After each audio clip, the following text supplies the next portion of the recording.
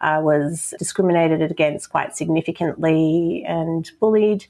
And it kind of led me on this journey to start the Dyslexic Foundation 7 years ago now, which commenced with podcasts and sharing stories of adults, because there was no one talking about dyslexia in adulthood. And then I started my doctorate to look at research into this area because I wanted to know if my circumstances were unique and I just had really bad luck at work, or whether this was happening to other adults. Hello, I'm Olivia D'Souza. I'm a multi-passionate entrepreneur. I'm a content and podcast expert. I support visionary entrepreneurs and leaders passionate about living with purpose. Join me as we explore podcasting, life, business, and authenticity. Subscribe for meaningful conversations with a business buddy who gets what it's like. Welcome to Magnetic Pod. I'm stepping in the next little me. I'm here to be everything I can be. Hello and welcome to another episode of Magnetic Pod. I'm your host, Olivia, and today we are talking about something really special, how people who think and learn differently, like those with dyslexia, for example, can do amazing things in work or business. And we've got an amazing guest with us, Dr. Shae Wissell. Is that how you say the surname? Wissell, but close enough. Wissell. So we both stuffed off each other's surnames. I was just on Shae's podcast. Wissell. Dr. Shae Wissell. Shae is super smart and kind, and she's done some incredible things to help adults who find reading and writing tough. She knows all about this because she's got the lived experience herself of having dyslexia. And she's done lots of studies. She's even got a big fancy degree, and she's a doctor of public health. And she runs a group called Rethinking Dyslexia and another one called the Dyslexia Foundation. And these groups help people who have dyslexia feel better about themselves and do well at work or in running their own businesses. And she teaches companies how to be great places for people who learn differently. She shows them that these people can come up with awesome ideas and help their business a lot. Shae's work is all about making sure everyone gets a fair go, whether they have dyslexia or not. And today we're going to chat with Shae about how people with learning differences can find cool jobs or start their own businesses, and how they can get the help they need, and what also, I guess, employers can do to help. And so let's get into it. Thank you. Thank you for having me on the show and for that big introduction. It's always weird hearing about yourself. Yes, I guess, yeah, it is. Yeah, it is, because we don't go around saying those things about ourselves, do we? No, but I am teaching my daughter to tell everyone that it's Dr. Shae. Oh, Dr. Shae, yes. Dr. Shae. So we have a joke in the family. It's Dr. Shae. I love the name Shae, by the way. Oh, thank you. I hated it growing up, but I've grown into it as an adult. I guess because it's unusual, which initially you want to be the same as everyone else, but I hope you embrace it, because I love the fact that it's unusual and it sounds beautiful. Oh, thank you. And I'm definitely unusual, so it suited me very well. It means fairy in Irish, and I always said that suited me to a T because I was a little bit fairy-ish. Well, that's beautiful. So can you share a bit about your personal journey with dyslexia, and what were some of the challenges that you had and how you overcame them? Sure. I was diagnosed at 27 with dyslexia and dysgraphia, so two types of learning difficulties or disabilities, differences depending on the language. At 27, that's late, so that's a lot of struggle that would have gone beforehand. But keep going. Yes, yeah, and it's not uncommon. We're seeing a lot of adults being diagnosed with ADHD. We're seeing a lot of adults being diagnosed with dyslexia, and I feel quite young with my diagnosis compared to some of the people I talk and work with. But yes, after that, I had quite a significant mental health breakdown and was in and out of hospital, suicidal for a little while. Wow. And I just really felt like I'd lost my identity. And I was married early and going through a marriage breakdown at the same time. So there were multiple things happening at the same time, and it was kind of like the icing on the cake, really.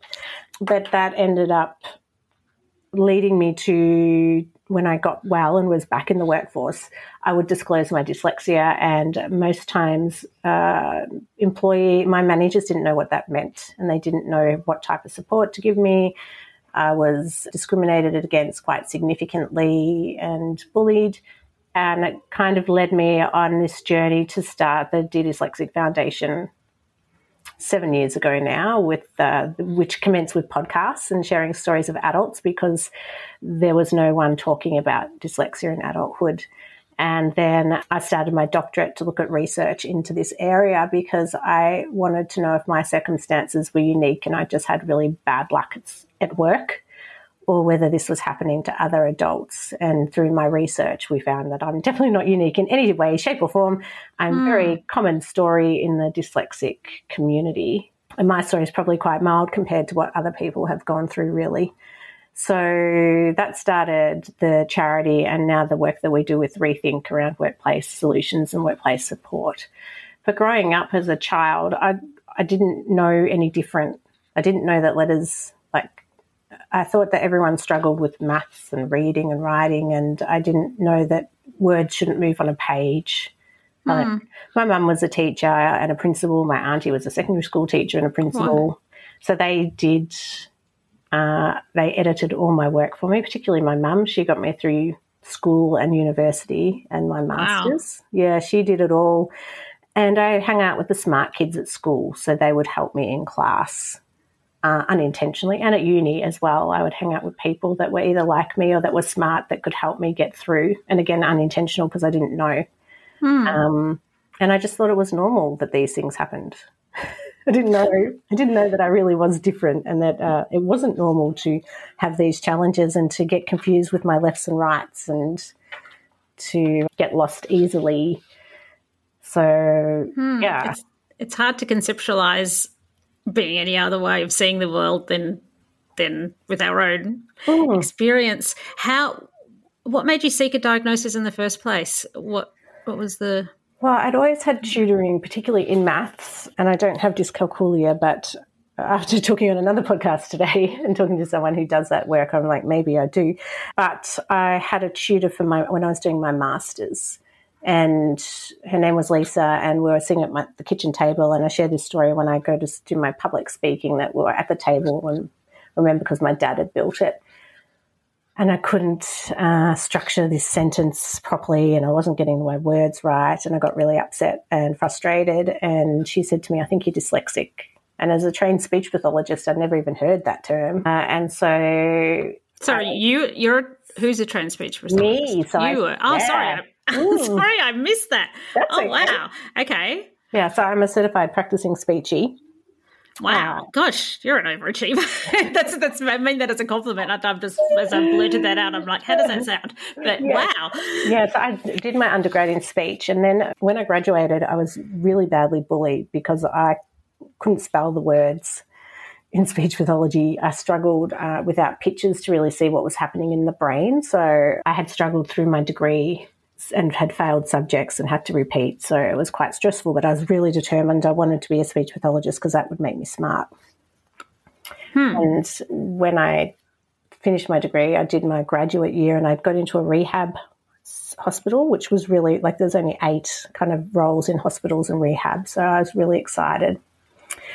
And the manager at the time really badly bullied me and told me she wished she'd never hired me. Wow. And wouldn't come to my end of contract afternoon tea. It makes me want to cry now, the way she treated me. It was really horrible. And so I went back to university because I didn't know what to do, because I felt like a failure and I couldn't be a speech pathologist because I'd had such a bad experience. But so I went back to do my public health and health administration. And then I started and did some more work in speech pathology and worked in schools for a while and built my confidence back. But it was through my master's and having this tutor that she said, "I think you're dyslexic." And so I went to uni, long story short, back to uni and got diagnosed at uni. So I was very lucky because if you're at university, you can get an assessment done at a lower cost. And that's when I found out, and that's when it all kind of fell apart at that time. And I think, as I said before, that multifaceted. So I felt like I'd failed at the job I'd studied for. I'd been bullied about these difficulties I didn't know about. Wow. Whereas actually in that industry especially, you'd think there'd be understanding, because what jumps out to me is that you would be such a great speech pathologist because you're going to come across people who have these kind of things. Like they're exactly the kind of people who go to speech pathologists. You're going to relate. So yes, but it's very academic. wow. In Losing touch with the purpose. learning. Yes. And I mean, I've gone back now to be certified because we want to try and reduce as many financial barriers as possible to access our services around workplace coaching and support. And so one of those is through coming to a speechy like myself, where I can kind of do that work with them, and they don't have to pay the full fees of what you would pay for it with a coach, because it's a lot of times it's unattainable, and especially at the moment with the way we are financially in Australia, the economy, you know, it's a nice to do, it's not a must.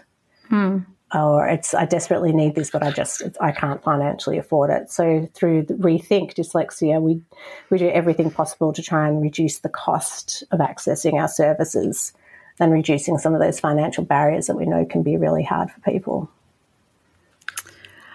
Wow. So what would you like people to know?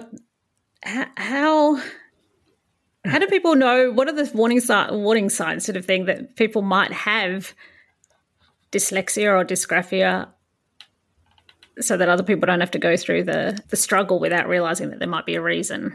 Yeah, slow reading.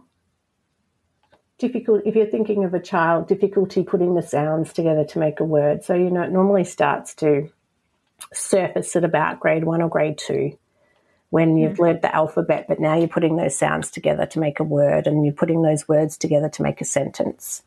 So if, from a child's perspective, if they're starting to struggle to do that, so we have difficulty with our reading comprehension, and that's because if we can't read the sentence properly, then we don't understand what we've read.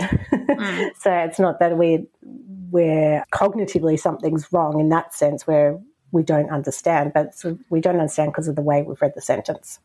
But if someone read it to us, we would understand it, if that makes sense, you know, because we're hearing it. So usually we'll have reading speed, reading fluency, and reading comprehension can be impacted, and then that can have a flow-on effect to our spelling and writing. And for me, with my dysgraphia, so I miss the beginnings and ends of like context. So I might write, instead of "it was a sunny day," it might be "sunny day." And there's kind of not beginning or an end. And so with my thesis, I'm turning it into a book, and someone was reviewing it for me, and they're like, you don't have an introduction and you don't have a conclusion. You just got these big chunks of text. And that's how I've always written. I struggle to put the beginning and the end in, or to be able to wrap it up and summarize it. I get my tenses mixed up as well. So I get present and past tense confused. So I'll swap, like have or has will swap. Some people might have their letters move, but not everyone. So for me, my B's and D's will swap. So I have to go back and reread the sentence because I know something wasn't right. And usually the second time it's right, but then you can tell that which word swapped around.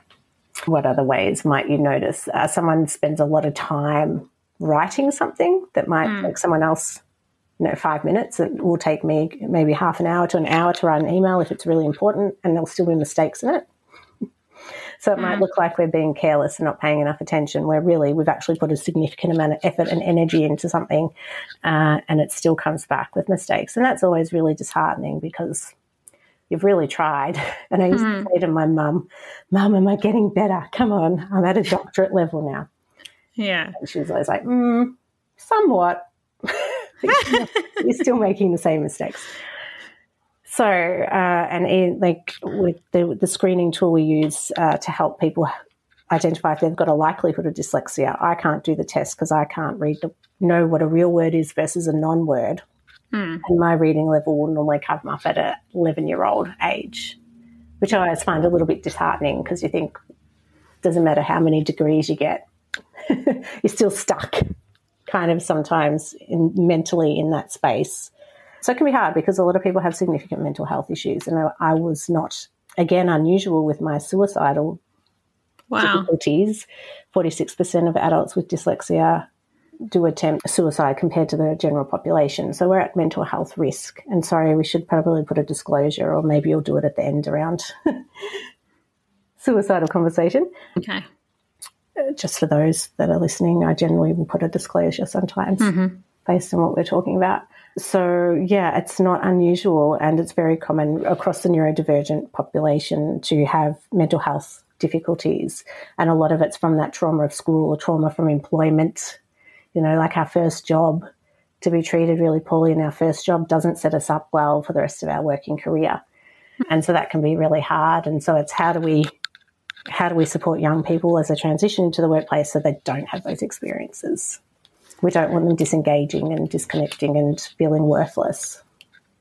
So what are some of the things that that people can do that we can make things easier and help people to be more successful, or what can they do for themselves as well, I guess? Well, I think, 1 in 10 are dyslexic, so it's really quite prevalent. And workplaces don't know that. I think a lot of business owners lend themselves or move into that space. Like there's a high prevalence rates of neurodivergence that run their own businesses.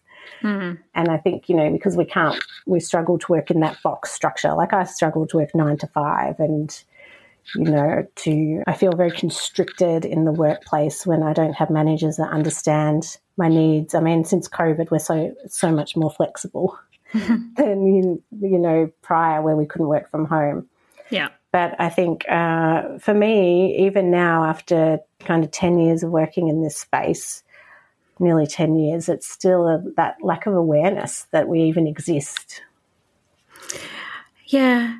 I was just thinking, I was listening to your interview on your Hobo CEO podcast, and there was some talk about the negative self-talk that we can do. And I think that's so easy to do if there's something that we struggle with that we'll beat ourselves up. And I'm sort of listening to you and thinking that you've achieved so much, and that, as a speech pathologist, to have someone who's gone through something like that is actually a strength. And I was just thinking it's important that we need to talk kindly to ourselves. It's so we kind of want perfections and want to be good at everything, don't we? Yeah. And instead of necessarily valuing what we can offer and what our experience actually helps us to be able to help others and add value.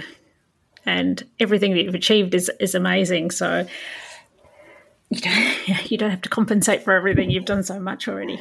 Well, thank you. I think the hard thing is it's so expensive to get assessed, and we advocate strongly for assessment because, as we talked about in the last podcast we did, it helps you to understand your strengths and areas of difficulty and where to seek and get support. But it's also a real financial privilege to get assessed.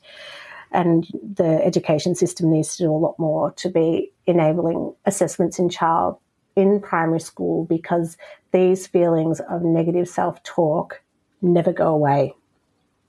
And so if we can capture and prevent that from starting in childhood, and we're able to, look at if your child is diagnosed or is struggling, to get mental health support as soon as possible, to get them looking at strengths and building them to look at their strengths rather than focusing on the areas they struggle with in school. And it doesn't have to be sport, it doesn't have to be art. There's something that your child will be good at. And it's enabling them to see the things that are positive for them that will really help set them up for when they're adults, because the cohort of us that grew up without that support, some of that negative self-talk and negative feeling is so ingrained, it's really, really hard to unpack and to ever go away. And so the sooner we are able to put strategies in place, whether it's child or in secondary school or in adulthood, the earlier the better, so that we're able to see that we have these strengths and that there's a lot of positivity. So how do we do that? How do we go if we've got a child who has some condition and you're getting the help for them and you're telling them that they've got, dyslexia, dysgraphia, whatever, and how obviously they need the support for those things that are a struggle. So that's the negative, putting a focus on the negative. How do we shift that? Is that basically what You need both. I think intervention at a young age is so important, because the earlier we can get intervention, the better outcomes we have in navigating when we're out of school. So if we're able to access, and again, it's privilege again to get intervention because it's expensive. We're not talking a 6-week literacy program. These children need ongoing support. And so that's a financial burden on a family, and it can be really hard for families to be able to access that support. So the school has a role to play. I think my older brother and his wife, again, consent, they do an amazing job with my nephew, who is quite dyslexic, and he's really good at sport as well. So that's great. But he also loves fishing. So, they've built him up to say, okay, you're probably not going to do that great on NAPLAN, but that's okay.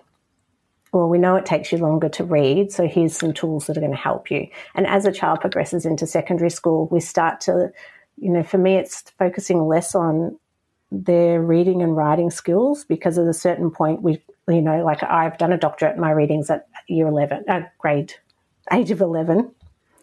So intervention is really important to get us as far ahead as we can, but also starting to build life skills as we transition into that, like, adolescence. Okay, so how do we manage money? How do we manage our stuff day to day? Because there's some of the things we start to have difficulties with into adulthood. So setting young people up for success as they start to transition out of school, to have the self-advocacy skills they need, to know it's okay to access mental health support, to find a peer group or a tribe is really helpful. And then to focus on... So to find just any friends, or particularly people who have similar... I think you need a mix. Like, I think I would struggle if I just hung out with all my neurodivergent friends. I get quite overwhelmed. Yeah. Because a lot of conversation is about being neurodivergent, and I don't want to talk about that all the time, because my family hates me talking about it if I bring it up.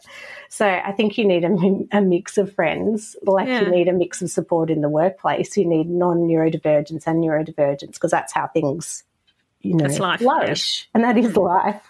So I think support networks are really important. Mental health support is really important. And even if you don't think that they need it, it's just good to have a third party to talk to. So I've always had a psychologist or a counsellor, not of late, but, when my mum was dying especially. So for me, the last kind of couple of years have been around grief counselling, but I've always had that third party to talk to work through feeling crappy, or just to talk to someone else outside of your friends and family you can just talk about anything and it's okay. Yeah, exactly. And I think we need that regardless of if we're neurodivergent or not. It's really helpful to have that type of support. So we always advocate for that. And then I think building young people up to have the skills they need and the self-advocacy skills to transition, because life is hard regardless. It's also full of lots of joy and, what's the new term, glitters or glimmers? Yes, glimmers, yes. Glimmers, there's lots of glimmers in life. And I think if we build our young people up to have really strong mental health and wellbeing skills and know their self-worth and know their strengths, they're going to see a lot more glimmers. And that's what we want, to see a lot of glimmers in life, rather than life is hard all the time. Exactly. Does that answer your question? I don't know. I can't remember anymore.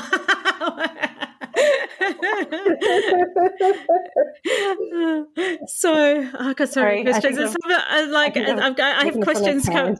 I have questions come to my mind, and I go, but that's not what I said I was going to interview her about. I threw you with my background of where I've come from. Oh no, that's really, if you could go back and parent yourself, how would you have liked it to? What would you have, I don't want to bring up some regret, things happen the way they happen, but if in a perfect world, or if it was your child or whatever, what would you, or for all the new children coming through, how would you like it to be handled? How would you like it to be? Yeah, I think, the first thing is that I wouldn't change anything, because it has enabled me to be able to be a really good storyteller. And, I flew into the wrong country because I didn't get my mum to check my itinerary. Oh my God. So, it enables us to connect with people, our stories and our journeys. So I don't think I'd change anything, but I think if anything, I wish I would have been able to not feel so crap about myself from such a young age, so that I would have more self-worth and less negative thoughts. As a young person transitioning into adulthood, I feel like that, that their stories you generally don't share with people, regardless. And I think they're the ones that, it would have been nicer to have felt a bit more self-confident going through school. What would have given you more confidence? I think, It's hard because they didn't know about dyslexia, and I put on a lot of weight when I was in grade 4, so I always struggled with body image, and that is an ingrained issue I've always had. And so I think, when I asked in school not to read aloud because I was struggling, and the teacher said, no, I'm going to make you do it more now that I know. And I had to do cadets where it was all boys, and it was really quite traumatizing. So I think being able to navigate that a bit better would have been good, and being in environments where you're building people up. And we didn't go through that type of school system. We went through a hierarchical, I'm 45 this year, so school was really different to what it is now. There was no mental health talk. Yeah. There was no talk of dyslexia. You were just put in with the dumb kids in the reading group. So they're the things we want to change, so that particularly girls can leave school with self-confidence, feelings of self-worth, and that they've got lots to contribute in society, because they do. And I think even though I've contributed a lot to society, it's been a long journey, and it might have been a bit easier if I'd felt like that when I left school. And if so, there was you help work with companies too. So if there was a company listening to this and going, well, why should we hire people that have got, wouldn't it be easier just to hire someone that doesn't have all these issues and don't have to deal with all these accommodations and so what would you like to say to them? I'd like to say to them, you've already got us there. We are already in your organisation. Unless you've got less than 10 staff members, we are there. So you have to deal with that fact. Secondly is that with usually minor modifications, and that's access to workplace accommodations like AI or Grammarly, or ability to have more time to write a report. We actually don't need a lot of expensive accommodations to be able to do our work well and effectively. The trouble is when managers don't understand. And I think if employers can upskill their managers to have an understanding of dyslexia and neurodiversity in general, it creates more empathy and it creates more trust in organisations. And when we've got trust, people get to be their authentic self, which is what we want in the workplace. And then when we're our authentic self, we can actually work to our best. And that's when we create high-performing teams. Because whether you're dyslexic or not, you're going to come into an organisation with a set of strengths and a set of areas that need further development, because it's a new job role for you. And so what we want to do is be in an environment where it's okay to build those skills, and it's okay to make mistakes, because everyone is going to do it. It's not just a dyslexic or neurodivergent employee. So if we can create those safe spaces where we can be authentic and have teams that are strength-based, where we can bounce off each other's strengths. Like I know that I'm really good at problem solving and big picture thinking. I'm not good at detail. So, building a team where you've got those individuals that you need, then your organisation is going to flourish, and we don't have to talk about disability or differences or difficulties. Yeah, I think schools, obviously there's still improvement to happen, but I think schools are getting better. Like there's a recognition, and there'd be the aids and things, and they know that there's different approaches, and it doesn't have to be that scary. And I'm thinking that I guess the same thing can apply, and we just learn that people have different strengths and to use them well. And like you say with AI, I know for myself, I don't have dyslexia or dysgraphia, but sometimes I just grab now the ChatGPT app on the phone and I'll voice dictate something. I'll just brain dump. Maybe I'm short on time or I've got a lot in there and I just want to brain dump, and I'll just say, I basically want to say, I don't always do it. I didn't do it to you today in your email, but but I just might, if I'm struggling, I might go, I basically want to say this and I think that and blah, blah, blah. And I can say it in a messy way and just say, can you just turn that into a coherent email for me? Or we're very lucky now that there are there are these tools. There's never been a better time in society to be dyslexic. Like when we had Malways, this is how old I am, I used to have to call my sister and she would have to try and find me on the Malways to then get me out of where I was because I was so lost. And I'd have to call her in the middle of the workday and she'd have to stop her work to try and find me on the Malways. So, Google Maps has been life-changing. But ChatGPT, like my auntie does a lot of my editing, and now I'll run it through ChatGPT first before I send it to her. Or I'll ask it, can you, because I can't do beginnings and ends, can you draft the start of a training course for me? And then I can go back and I can add all the content, but it gives me the structure because I don't have structure when I write. And so for me, it's life-changing. It's on my screen all the time. And it must understand dyslexia inside out now after everything that I've been doing with it. You've been training it. I've been training it in dyslexia, so it better know what it's talking about now. But yeah, and AI has been, like Grammarly is such a great tool that everyone should have access to because, everyone has different education levels. English is not everyone's first language.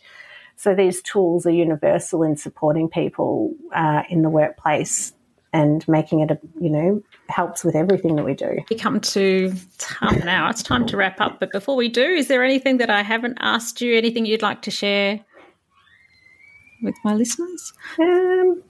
Just follow us on Instagram. So what is that? We'll put all the links anyway, but you've got 2 podcasts and you've got an Instagram. What names are they all under? So if you're interested in learning more about dyslexia and people's lived experience, which is mainly what that's about, we do have some experts and it's broadened out now to dyslexic researchers as well, as I've done more in that space. But the Hobo CEO one that really focuses on women in business and neurodivergent women in business as well, if people are interested in listening to that. If you want to find out more about our work, just, I think, head to the rethinkdyslexia.com.au website. And on Instagram, we are Rethink Dyslexia. All right. Well, thank you very much. It's been a pleasure. Thank you for having me. I really enjoyed our time. I'm stepping in the next level me. I'm here to be everything I can be. Like a snake, I'm shedding my skin to be my next level me. I'm stepping in the next level me. I'm here to be everything I can be. Give you whiplash when you turn around and see me go again. Next level me. It's time to be.